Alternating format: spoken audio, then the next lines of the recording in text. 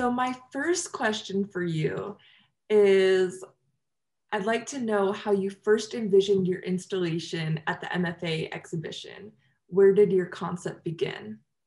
So a lot of my work, basically my whole practice, has to do with looking at the processes of archival research and being informed by materials with a memory, or an archives word for that is like provenance, which is, you know, the identity of an art object over time, like where it's been exhibited or shown or who's owned it.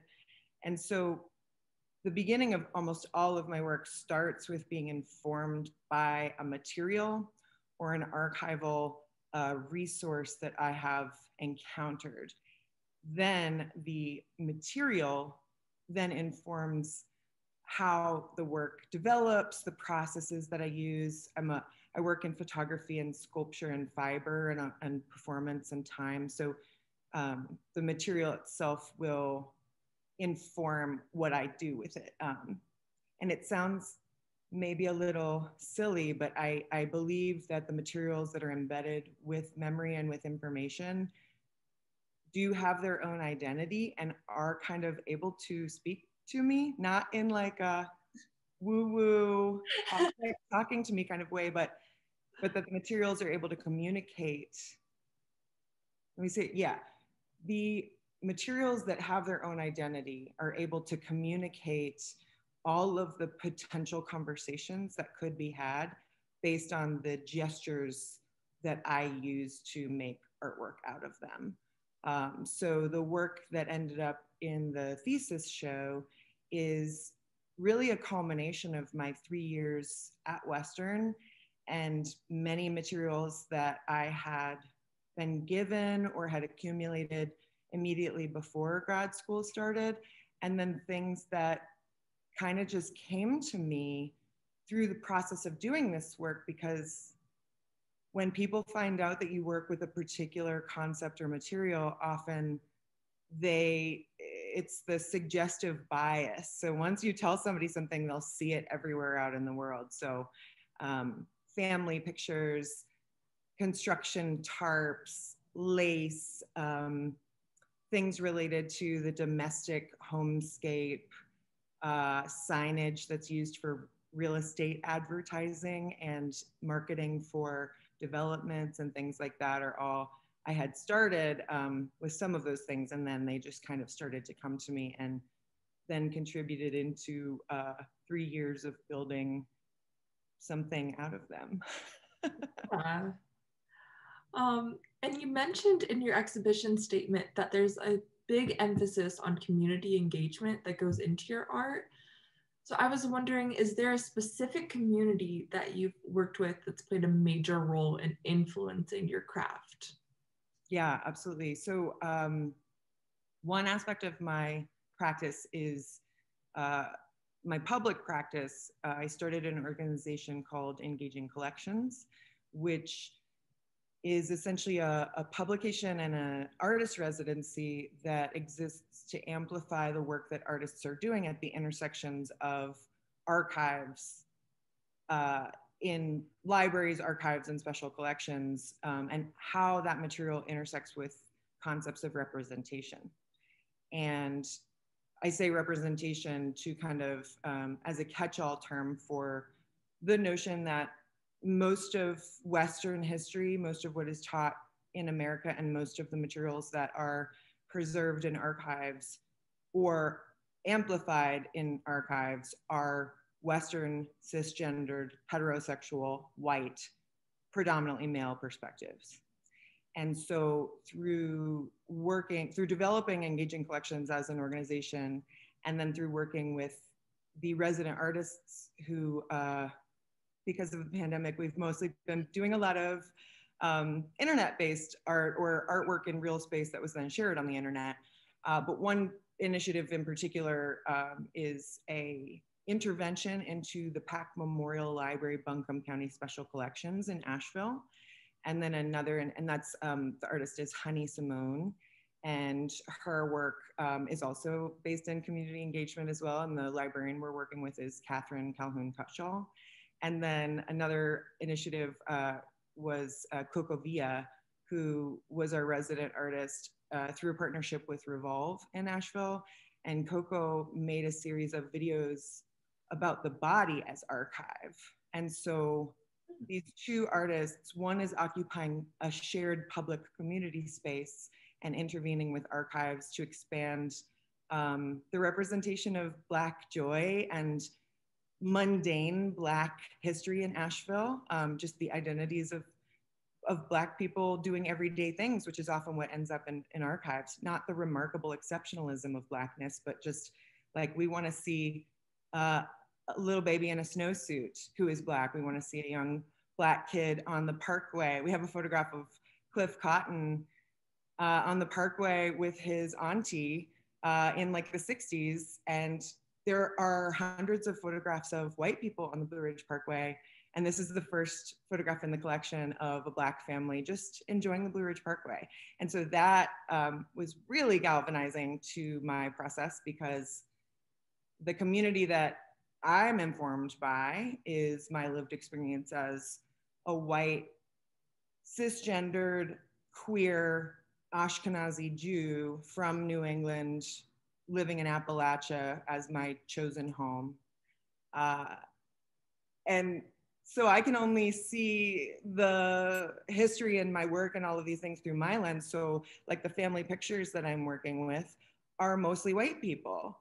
I have mixed and Black people in my family, and I have Vietnamese people in my family, but most of the pictures are white people. So when I'm excavating my family archives for my work, it's only telling one story. So working on with Honey and Catherine on that initiative has both been personally enriching, as well as like just really expanded my practice. Okay, now this next question, I'm sure you've heard plenty of times, but it's, what do you believe your art offers to those experiencing it? So my thesis work is all about asking the viewer, being invited to consider their own experiences with concepts and notions of home, reflect on that, and also reflect on the limited, unconsciously biased lens that we see the world through, and what home and housing might mean to other people outside of ourselves. I never intend to provide any sort of like explanation or answer in my work. I think if I'm at my most effective, I am able to pose questions that will cause the viewer to have their own experience with the work and leave with more questions than they came in with, and hopefully carry that out into the world. And actually the installation that's outside of Bardo right now, as I was working on it the other night, this lovely couple walked by, and they own a property out in Franklin, and we were talking about real estate and houselessness and homelessness, and we had this really incredible conversation. And she shared that a member of her family had been homeless due to mental health issues that were kind of that were called something else, and that they were treated very poorly because of that, and that was really traumatic for them and for the family to try to support them. And then they also, in the process of it, part of my installation was to do some fundraising for Asheville Survival, which is an organization that collects funds and resources for individuals experiencing homelessness in Asheville. And they actually have a storefront that's a free store where you can go and get anything from warm clothing to cat food to bottled water to shampoo to menstrual products and things like that. It's all free. And so as part of my installation, I was collecting supplies and money donations for Asheville Survival. And I had told this couple about it, and they got so excited. And then turns out they have all these resources on their farm. And they said, you know, would we be able to donate excess resources from our farm in the form of goods, you know, not in money, but like, can we bring these things to them? And I said, yeah, I'll come out to Franklin and pick stuff up and take it into Asheville Survival. So, you know, the greatest thing is if your viewer has is impacted in some way, if they leave with a question, if they have an internal conversation, that's the goal.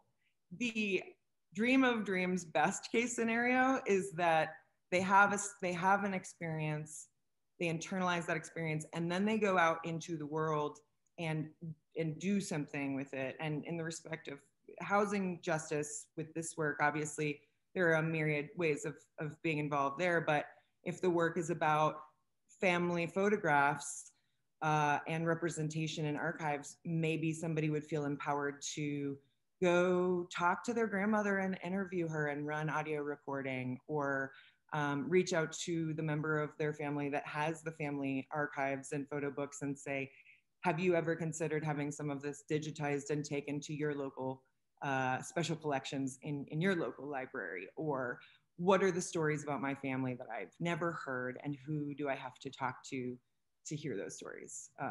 Best case scenario. I mean, you talked about that organization that you're working with.